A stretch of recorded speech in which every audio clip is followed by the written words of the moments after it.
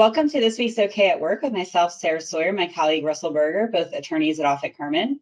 And today we are talking about proposed changes from the Department of Labor to the FLSA that would be impacting the salary thresholds for certain exemptions, would be increasing them, and would be making a couple other kind of significant changes long-term to that rule.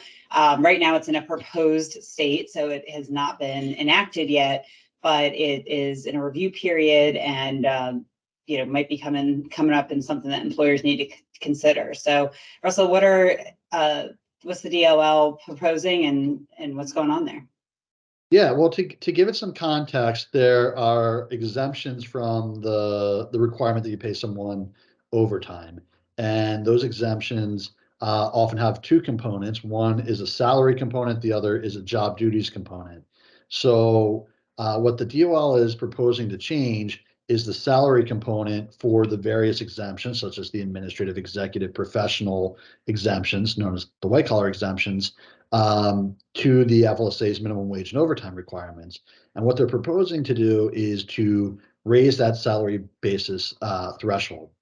In a couple of years, at the end of the Obama administration, there was a big move proposed that ended up getting defeated in court at the last minute.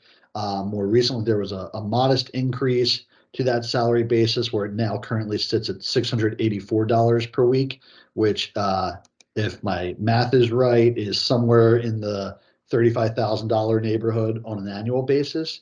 And what the DOL is now proposing is increasing that threshold to an annualized amount of $55,068, which would work backwards to $1,059 per week. So, quick math there, that's about a $400 a week increase. So what that means is, and were this to go through, which it hasn't yet, there's a process, there's time, but if this were to go through, in order for someone to remain exempt, and i.e. not be entitled to overtime, if they're making somewhere in the $35,000 to $55,000 range right now, they're either going to have to get a raise to that $1,059 per week threshold, or they're going to have to be paid overtime. So what the DOL is trying to do is to push more people either up in terms of salary or up in terms of paying them an overtime premium when they work more than 40 hours in a week.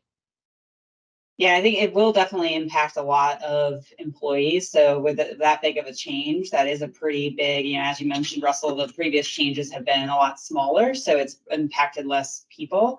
But at this point, it definitely would impact a lot of folks. There's also the highly compensated threshold as well, which is currently $107,432 roughly per year. And that would be increasing as well to $143,988.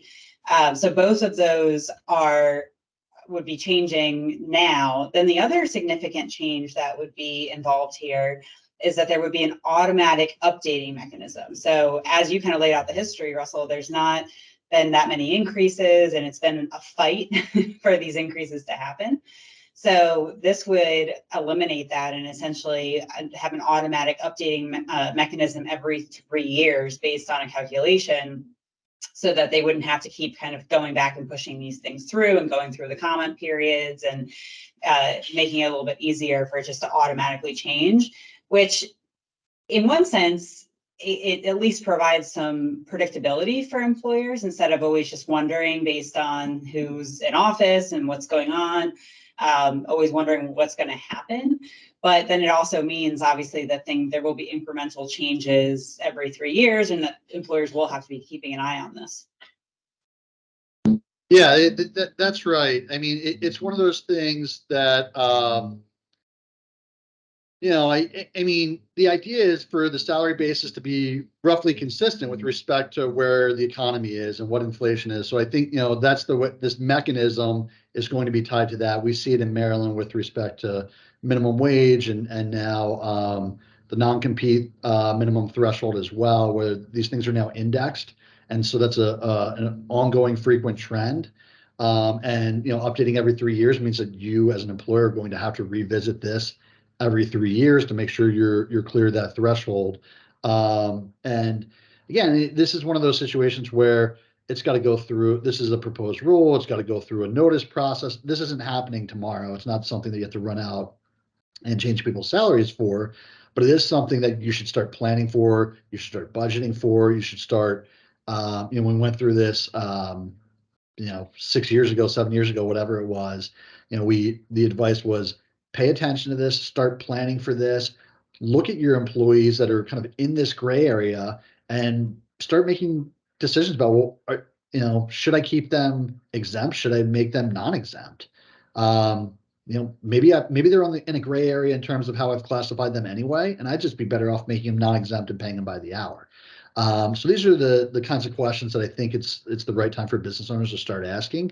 And again, just like we've said a million times with COVID, pay attention and watch as this develops because it's going to be an evolving thing. Yeah, you want to be in a position where you can be strategic and you're not being reactionary for sure. So Yeah. good advice. Well, thanks, Russell. We'll see you next time. Thanks, Sarah.